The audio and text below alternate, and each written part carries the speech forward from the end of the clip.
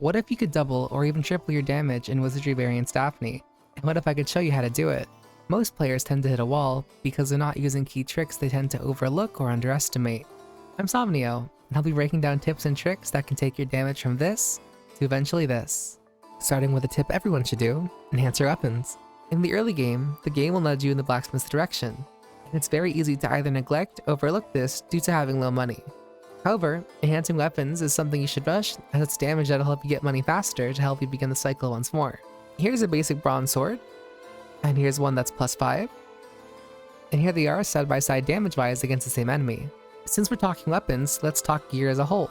Gear with offensive-oriented blessings play a very large part in increasing your overall damage output. Flat attack and magic modifiers carry more weight than their percentage-based counterparts early and mid-game, and even for a majority of endgame players.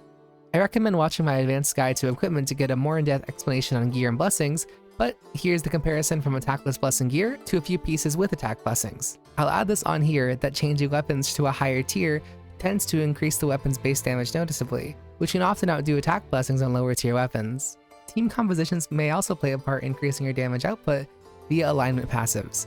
Certain characters, like Alice and Lonneville, increase the damage of allies of certain alignment types. Most people have both on their team, increasing the damage output of their front and back row. Here, I'm using Alice and Elise to increase my damage even further.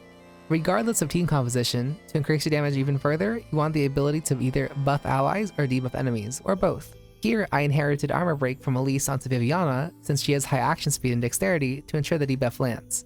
However, fighters also naturally learn Armor Break, providing them support to their other frontline physical damage dealers. Later on, your mages get access to Morris and Nophis, which are defense-reducing spells for a whole enemy row. For Priest, I'd recommend them inheriting the spell Macaldia from Daniel. It's a row buff spell which increases accuracy, making sure you hit more often, and Surety, essentially crit chance. Fighters also learn Warrior's Battle Cry, increasing their attack at the cost of their defense. On the same note, mages also learn Mental Unity, increasing their magic power. Since I briefly mentioned inheriting, I'll go into more detail. Inheriting stat-increasing passives onto your units can increase their damage, survivability, utility, or anything you want, to be honest.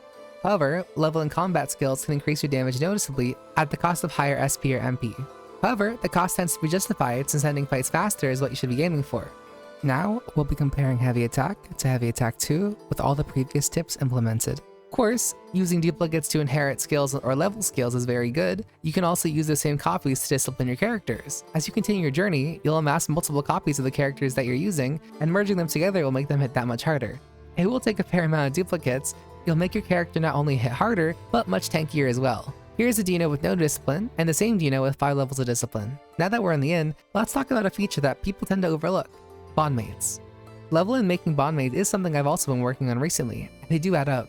You can get bondmates of 2 main ways: dismissing adventurers that have max friendship with you, or through doing quests. This bondmate, Human Fighter, provides my main character an additional 5 strength, which you can think about like 5 additional levels, which makes him hit that much harder.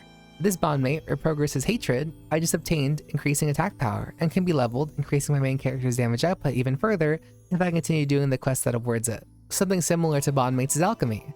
In the second of this, you can unlock Alchemy through a side quest. After doing so, enemies now have a chance of appearing with a red glow, where you must pass another chance of them dropping their respective relic.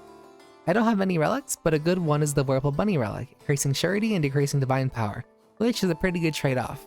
And last but not least is leveling and grading up your characters. Leveling your characters is pretty obvious, but it should not be understated. Levels increase your core stats and HP, which can make the difference early on. I would say late game this matters a bit less, as you'll have the ability to farm very strong gear with very strong blessings. Also, do note that grading up, breaking level caps, provides a +1 to each of your stats each time you do so, so make sure to break through whenever you can. With all these tips in mind, here's what my damage looks like with everything implemented. Anyhow, I hope this helped you do more damage to break through any roadblocks. Let me know what else you'd like to see, and thank you very much for watching. Until then.